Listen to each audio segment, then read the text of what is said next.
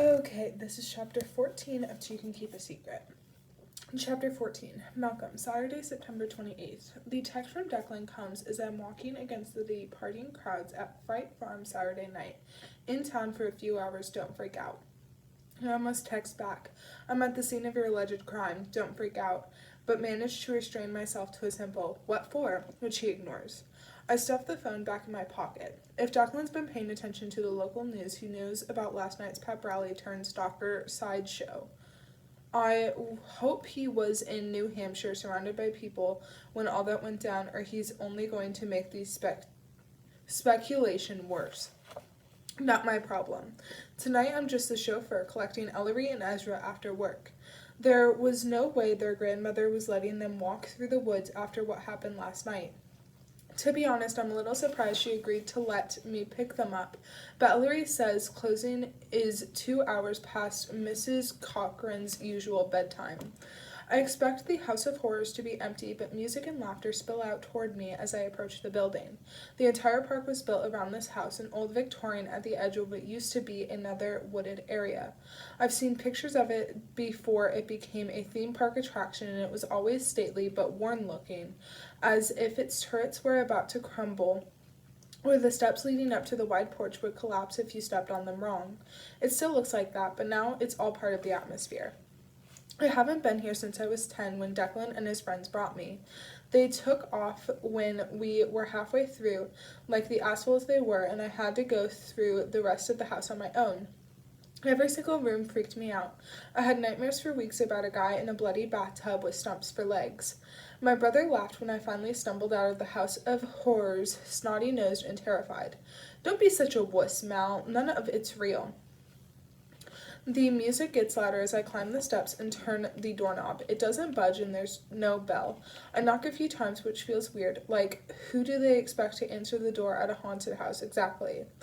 Nobody does, so I head back down the stairs and edge around to the back.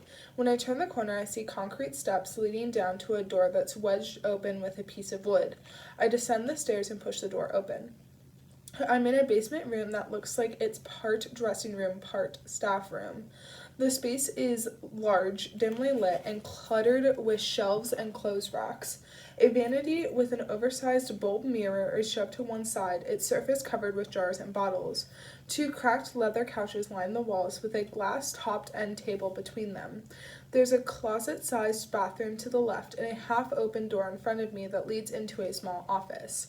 I'm hovering a few steps inside, searching for a way upstairs when a hand pushes open a frayed velvet curtain on the opposite end of the room. The sudden movement makes me gasp like a scared kid, and the girl who steps through the curtain laughs. She's almost as tall as I am, dressed in a tight black tank top that shows off intricate tattoos across brown skin. She looks like she could be a few years older than me. Boo, she says, then crosses her arms and cocks her head. Party crasher? I blink confused. What? She tisks. Don't play innocent with me. I'm the makeup artist. I know everybody, and you are trespassing. I half open my mouth to protest, then close it as her stern look dissolves into a wide smile. I'm just messing with you. Go upstairs, find your friends. She crosses over to a mini fridge next to the vanity and pulls out a couple of bottles of water, pointing one toward me like a warning. But this is a dry party, understand? Whole thing will get shut down if we gotta deal with a bunch of drunk teenagers, especially after what happened last night. Sure, right, I say, trying to sound like I know what she's talking about. Ellery and Ezra didn't say anything about a party. The tall girl sweeps aside the velvet curtain to let me through. I climb up set of stairs into another hallway that opens into a dungeon-like room. I recognize the room immediately from my last visit inside with Declan, but it looks a lot less sinister, filled with party guests. A few people are still partly in costume with masks off or pushed up to their foreheads. One guy's holding a rubber head under his arm while he talks to a girl in a witch's dress. A hand tugs at my sleeve. I look down to see short, bright red nails and follow them up to a face. It's Viv, and she's talking, but I can't hear what she's saying over the music. I cup a hand to my ear and she raises her voice. I didn't know you worked at Fright Farm. I don't, I say back.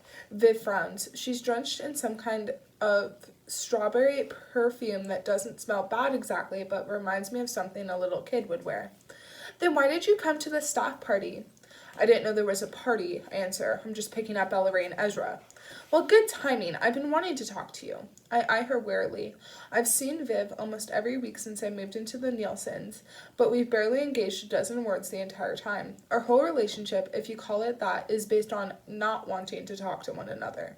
Can I interview you for my next article? She asks. I don't know what she's angling for, but it can't be good. Why? I'm doing this Where Are They Now series on Lacey's murder. I thought it would be interesting to get the perspective of someone who was on the sidelines when it happened. What with your brother being a person of interest and all. We could... Are you out of your mind? I cut her off. No. Viv lifts her chin. I'm going to write it anyway. Don't you want to get your side? It might make people more sympathetic to Declan to hear from his brother. I turn away without answering. Last night, Viv was front and center in the local news coverage of the pep rally stunt, getting interviewed like some kind of Echo Ridge crime expert. She's been in Catherine's shadow for so long, there's no way she's letting her moment in the spotlight go. But I don't have to help extend her 15 minutes of fame. I shoulder through the crowd and finally spot Ellery. She's hard to miss. Her hair is teased into a black cloud around her head, and her eyes are so heavily made up that they seem to take up half her face. She looks like some kind of goth anime character. I'm not sure what it says about me that I'm kind of into it. She catches my eye and waves me over. She's standing with a guy a few years older than us with a man bun, a goatee, and a tight tent-lace shirt with the buttons undone. The whole look screams college guy trolling for high school girls, and I hate him instantly. Hey, Ellery says when I reach them. So apparently there's a party tonight. I noticed, I say with a glare towards Man Bun. He's not fazed. House of Horrors tradition, he explains. It's always on the Saturday closest to the owner's birthday. I can't stay, though. Got a toddler at home that never sleeps. I have to give my wife a break. He swipes at his face and turns to Ellery. Is all the blood off? Ellery peers at him. Yeah, you're good. Thanks. See you later, the guy says and starts pushing his way through the crowd. So long, I say, watching him leave with a lot less venom now that I know he wasn't hitting on Ellery. The blood he's referring to is makeup, right? Ellery laughs. Yeah, Darren spends all night in a bloody bathtub. Some people don't bother washing their makeup off till they get home, but he tried that once and terrified his child. Poor kid might be scarred for life. I shudder. I was scarred for life going through the room, and I was 10. Ellery's giant anime eyes get even wider. Who brought you here when you were 10? My brother, I say. Ah, Ellery looks thoughtful, like she can see into the secret corner of my brain that I try not to visit often, because it's where my question about what really happened between Declan and Lacey live. That corner makes me equal parts horrified and ashamed, because every once in a while it imagines my brother losing control over his hair-triggered temper at exactly the wrong moment. I swallow hard and push the thought aside. I'm kind of surprised they'd have this after what happened last night. Ellery gazes around us. I know, right? But hey, everyone here works in a Halloween theme park. They don't scare easy. Do you want to stay for a while? She looks regretful. Better not. Nana didn't even want us to work tonight. She's pretty freaked out. Are you? I ask. She hesitates, pulling on a strand of teased hair and winding it around her finger. I want to say no, because I hate the fact that some anonymous creep can rattle me. But yeah, I am. It's just too close, you know? She shivers as someone squeezes past her in a scream mask. I keep having these conversations with my mother when she has no idea what's going on, and all I can think is, no wonder she never wanted to bring us here. Her twin sister disappears, her favorite babysitter's daughter is murdered, and now this? It's enough to make you feel like the whole town is cursed. Your mother doesn't know about anything? I ask. No, we're only supposed to be having uplifting conversations with her. She releases her hair. You know she's in rehab, right? I figure the entire town knows. They do, I admit. She laughs, but the sadness behind it tugs at my chest. I'm sorry you're dealing with that, and I'm sorry about your aunt.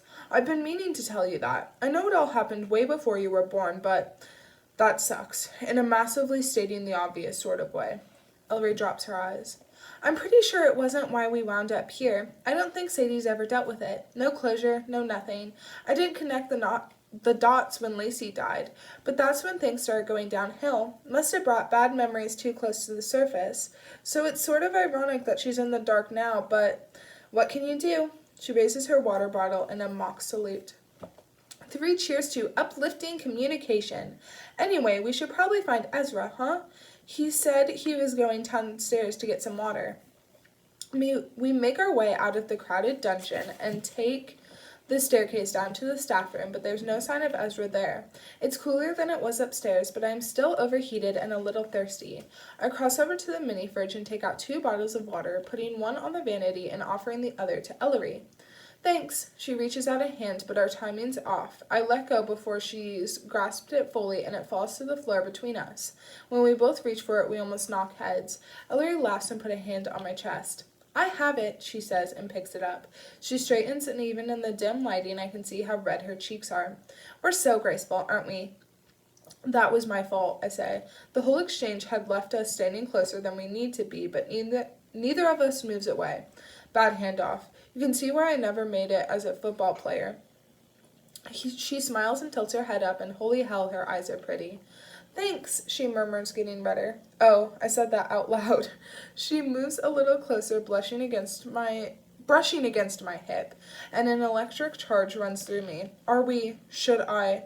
Don't be such a wuss, Mal. God, of all the times to hear my brother's stupid voice. I reach out a hand and trace my thumb along Ellery's jaw. Her skin is just as soft as I thought it would be. Her lips part, I swallow hard, and just when there's a loud scratching noise behind us and somebody says, "Damn it," in a frustrated tone. Ellery and I break apart and she twists to face the office. She's across the room in a second, easing open the cracked door. Brooke Bennett is slumped on the floor, wedged between a desk and some kind of giant recycling bin. Ellery goes to her and crouches down. "Brooke, are you okay?" she asks. Brooke's hair hangs in her face, and when she pushes it aside, she nearly stabs herself in the eye with something small and silvery. Ellery reaches over and takes it. I can see from the doorway that it's a paperclip, pulled open and unfurled so its edges are exposed. Another one just like it rests on the floor next to her. "This is harder than he said it would be," Brooke says, her voice slurring. "Who said?" Ellery asks, setting both paper clips on the desk. "What's hard?" Brooke snickers. "That's what she said." It looks like nobody gave Brooke the heads up about tonight being a dry party. "Do you want some water?" I ask, holding out my untouched bottle. Brooke takes it from me and unscrews the cap. She swallows a greedy gulp, spilling some water down her front before handing it back. "Thanks, Malcolm. You're so nice. The nicest person in your entire house. By a lot." She wipes her mouth on her sleeve and focuses on Ellery. "You look different. Are those your real eyes?" Ellery and I glance at each other and we both suppress a laugh. Drunk Brooke is kind of entertaining. "What are you doing down here?" Ellery asks. "Do you want to come upstairs?" "No." Brooke shakes her head vehemently. "I need to get it back. I just shouldn't have. I have to show them. It's not right. It's not okay." "Show them what?" I ask. "What happened?" Sudden tears spring into her eyes. "That's the $1,000,000 question, isn't it? What happened?" She puts a finger to her lips and shushes loudly. "Wouldn't you like to know?" "Is this about the pep rally?" Ellery asks. "No." Brooke hiccups and holds her stomach. "Ugh, I don't feel so good." I grab a nearby wastebasket and hold it out. "Do you need this?" Brooke takes it but just stares listlessly at the bottom. "I want to go home." "Do you want us to find Kyle?" "Kyle and I are over," Brooke says, waving her hand as though she just made him disappear. "And he's not here anyway," she sighs. "Viv drove me. But I don't want to see her right now. She'll just lecture me." "I can give you a ride," I offer. Thanks, Brooke slurs. Ellery stands and plucks at my sleeve. "I'm going to find Ezra. Be right back." I crouch next to Brooke after Ellery leaves. "You want some more water?" I ask. Brooke waves me away, and for the life of me I can't think of what to say next. Even after living with Katrin for 4 months, I'm still not comfortable around girls like Brooke. Too pretty, too popular, too much like Lacey. Minutes crawl by until Brooke draws her knees up to her chest and lifts her eyes towards mine. They're unfocused and ringed with dark circles. "Have you ever made a really bad mistake?" she asks quietly. I pause, trying to figure out what's going on with her so I can frame a good answer. Well, yeah, most days. No, she shakes her head, then burrows her face in her arms. I don't mean regular stuff, she says, her voice muffled. I mean something you can't take back. I'm lost. I don't know how to be helpful. Like what? Her head is still down, and I have to edge closer to hear what she's saying. I wish I had different friends. I wish everything was different. Footsteps approach, and I stand up as Ellery and Ezra poke their heads into the office. Hey, Mel, Ezra says, and then his gaze drops to Brooke. Everything okay in here? I want to go home, Brooke repeats, and I offer a hand to help her to her feet. She revives a little when we get outside and only needs occasional steadying as we make our way toward my mother's Volvo. It's the nicest car we've ever owned, courtesy of Peter, and I really hope Brooke doesn't throw up in it. She seems to be thinking the same thing and rolls down the window as soon as Ezra helps her into the passenger seat. What's your address? I ask as I climb in behind the wheel. 17 Briar Lane, Brooke says, the far edge of town. The twins slam the back doors, and I turn to face them as they buckle themselves in. You guys are right around the corner from here. I'll drop you off first so your grandmother doesn't worry. That'd be great, thanks, Ellery says. I back the Volvo out of its spot and head for the exit. Sorry you had to leave the party, Brooke says, scrunching down in her seat. I shouldn't have had anything to drink. Can't hold it. That's what Katrin always says. Yeah, well, Katrin doesn't know everything. It seems like the thing to say, even if she was right in this particular case. Hope not, Brooke says in a low tone.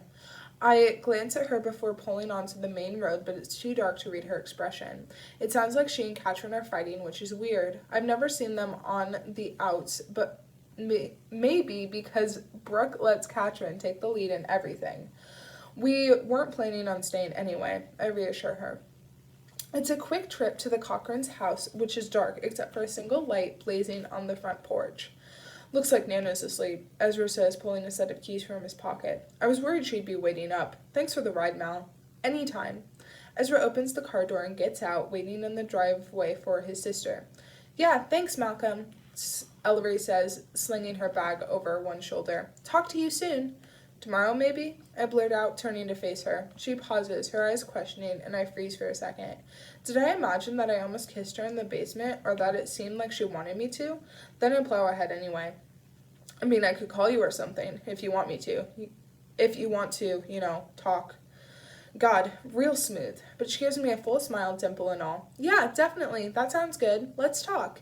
Brooke clears her throat and Ellery blinks, like she'd forgotten for a few seconds that Brooke was in the car. I know I did. Bye, Brooke, Ellery says, climbing out of the door that Ezra just exited. Bye, Brooke says. Ellery shuts the car door and turns to follow her brother up the drive. She passes Brooke's open window just as Brooke sighs deeply and rubs a listless hand across her face. Ellery pauses and asks, Are you going to be okay? Brooke shifts to face her. She doesn't speak for so long that Ellery frowns, darting concerned eyes toward me. Then Brooke lifts her shoulders in a shrug. Why wouldn't I be?